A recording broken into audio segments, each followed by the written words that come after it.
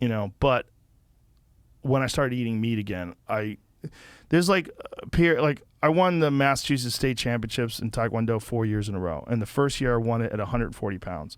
And I wasn't 140 pounds. I was probably like 150 something. And I drained myself to get down to 140 in order to compete. And you had to weigh in the day of the matches. And I won, but I was very tired. I was drained.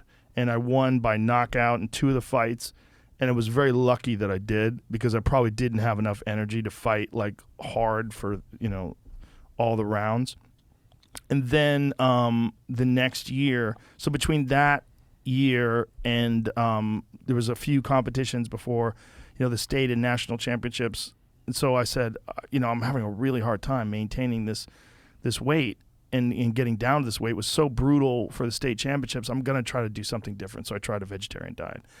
And then I did it for 6 months, and it wasn't good. I didn't make gains in terms of like my technique and my ability. I just felt like I was stuck.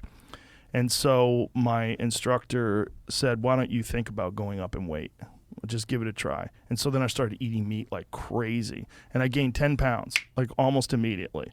Like within 2 months, I was 10 pounds heavier and much better. Same condition? I was faster, I was stronger, and I was winning in much more spectacular fashion. Like I was going into tournaments and just destroying people. Like I had really came into my own after I quit my vegetarian diet. But again, I don't think I was doing it right. I think I was weakening myself.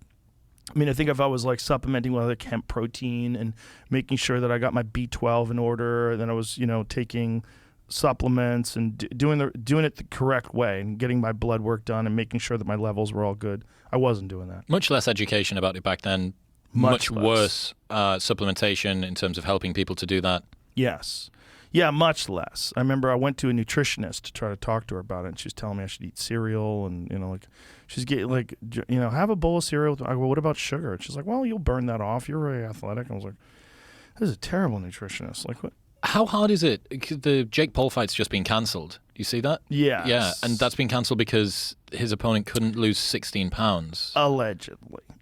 Most likely that was canceled for numerous reasons. That may have been one of them, but the allegations that I'm hearing are that they sold so few tickets that it would be a real problem in terms of like financially to even break even.